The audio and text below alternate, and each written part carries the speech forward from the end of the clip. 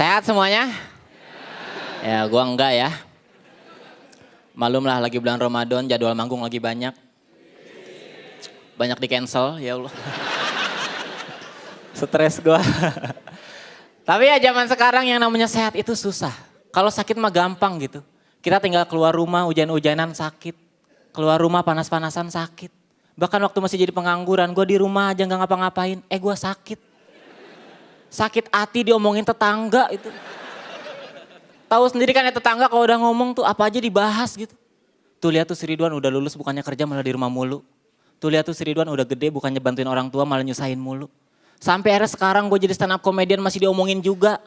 Tuh lihat tuh si Ridwan sekarang jadi stand up comedian tiap manggung ngomongin kita mulu. Apa coba?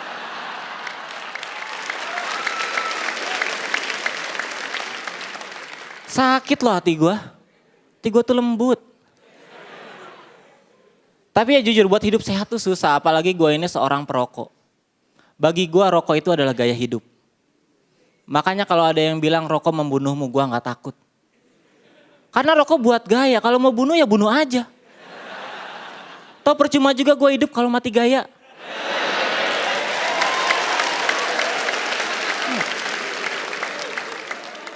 Gimana pemikiran gue? Agak filosofis ya. Tapi mungkin di sini ada yang benci sama perokok nggak masalah, itu hak kalian. Gue lebih bermasalah sama orang-orang yang akunya pecinta rokok tapi masih suka ngerugiin perokok lainnya. Misalnya dalam kasus pencurian korek. Ya. Gue tuh sering banget kecurian gitu. Saking seringnya gue sampai hafal modus operandinya. Kayak waktu itu gue pernah diajak nongkrong sama teman-teman gue. Pas nongkrong gue ngeluarin rokok sama korek. Terus ada satu orang teman gue yang cuma ngeluarin rokoknya doang. Di situ perasaan gue udah nggak enak tuh. Dan bener aja gitu gue diajakin ngobrol sampai gue lengah. Ih. Pas gue udah mau balik gue baru sadar nih korek gue hilang kemana. Perasaan tadi di atas meja dah. Apa jatuh ke kolong ya? Itu gue cari-cari nggak ada. Gue miss call nggak aktif. Gue mau nanya temen gue juga nggak enak, takut tersinggung ya kan. Masa cuma gara-gara korek doang kami berantem sih. Akhirnya yang bisa gue lakuin apa coba? Ya udahlah ikhlasin aja gitu. Padahal ya yang jadi masalah adalah ketika gue udah ikhlas beberapa hari kemudian gue nongkrong bareng lagi sama temen gue. Terus gue ngeliat ada orang yang koreknya mirip sama kayak gue. Kan gue jadi curiga ya. Korek kayak kenal nih.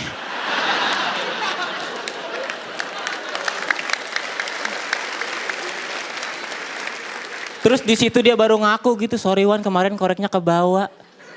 Kirain punya gua. Habis pas gua pegang-pegang rasanya sama lah. Alasan macem apa itu? Kata gua sini balikin. Pas gua lihat buset abis. Lu pakai apa lu minum? Gua pakai Wan. Pakai minum, buset.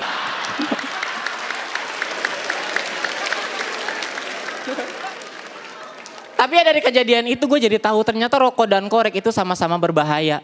Rokok itu bisa ngerusak badan, korek bisa ngerusak pertemanan.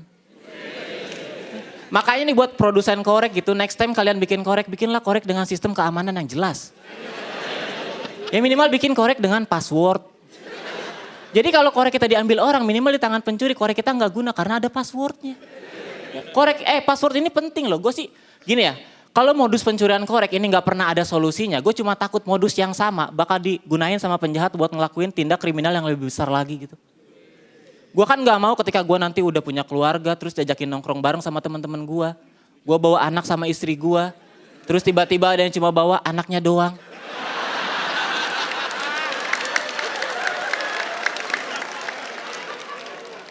Terus gue diajak ngobrol sampai gue lengah. Pas udah mau balik gue baru sadar istri gue kemana ini. Perasaan tadi di atas meja deh. Apa jatuh ke kolong ya? Gue cari-cari gak ada. Gue mau nanya temen gue juga gak enak, takut tersinggung. Masa cuma gara-gara istri kita berantem sih? Akhirnya yang bisa gue lakuin apa? Ya udahlah ikhlasin aja gitu.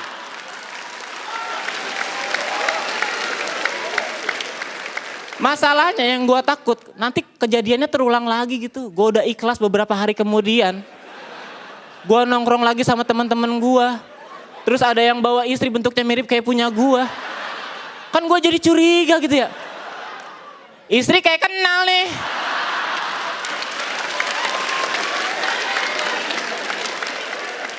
Terus di situ dia baru ngaku gitu. Sorry Wan, kemarin istrinya kebawa. Abis pas gue pegang-pegang rasanya sama.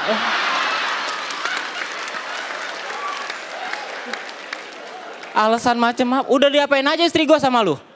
Belum diapa-apain Wan, masih utuh. Kok bisa sih? Ya kan gue gak tahu passwordnya. Nah, itu gunanya password ya. Terima kasih gue Ridwan, selamat malam semuanya. Ridwan Remen. Kamu luar biasa, Remen. Aduh. Langsung aja lah kita dengarkan apa kata Bang Panji. Remin, kalau menurut gua ledakan tawanya sih nggak sekuat minggu-minggu sebelumnya. Tapi dari sisi penulisan sangat layak untuk dikagumi itu barusan satu set tuh keren banget, buset dah. Yang tadi ngomongin soal mati dan gaya, kemudian ke mati gaya. Itu tuh gue sama Pak Ade tuh sampai, wah bagus ya. Kita bisa gak ya nulis kayak dia gitu. Kompetisi itu panjang tapi makin minggu makin baik gitu. Makasih Bang Panji. Remen. Nih kita ngomongin teknis ya. Yang patut dikagumi dari sisi teknis mati gaya itu tadi. Terus udah gitu kita ngomongin soal, tadi gue ngomong sama si Calontong tuh. Soal ketika lu mulai mengulang joke untuk subjek yang berbeda gitu. Satu joke diulang, kita ada nebak-nebakan. Tadi lu nebak berhentinya di mana ya? Di 7 menit. Bukan. Bukan waktunya. Joknya. Jokesnya, Bukan durasi, Ca. Bukan maksud Subjek, panggungnya tekniknya. ketika dia. Nggak usah ngajak ngobrol Calontong deh. Tadi tuh kita udah diskusi nih, ini nutupnya nih di gue pegang-pegang rasanya sama. Ntar Bang Panji, diginiin coba sama Calontong. Bang Panji. Apa sih? Gitu itu artinya apa, Ca? Masa diginiin? Kan dia bisa lihat lewat tayangan, gak usah diomongin. Oh iya. Terus terang Orang ngajak ngomong sendiri gue sekarang dijawab. gak respect sama lu terus terang Ji. Sama gue, kenapa gak respect sama gue justru? Lu gak pernah memperhatikan kesehatan diri lu sendiri. Iya nih gue stres nih, gila nih gue kayaknya lama-lama nih. Poin gue gini. Gue menghargai Remin dan keberanian dan sikapnya. Jadi orang tuh punya sikap gitu, terus punya nyali gitu, berani ngambil resiko tuh gue kagumin. Jadi bagus banget dari Ridwan Remin malam hari ini bagus sekali. Thank you ya, udah ngasih pertunjukan yang bagus, thank you. Terima kasih. Lanjut. Berikutnya silakan komentar dari Bung Cak Lontong. Kalau Bung ya Bung, kalau Cak ya Cak. Jangan, Cak Bung Lontong. nggak harus dibalik. Oh iya. Lontong, Kalau Bung Bung ya Cak. Bung, kalau Cak ya Cak. Oh iya. Jadi nggak usah pakai lontong, Bung Cak gitu aja.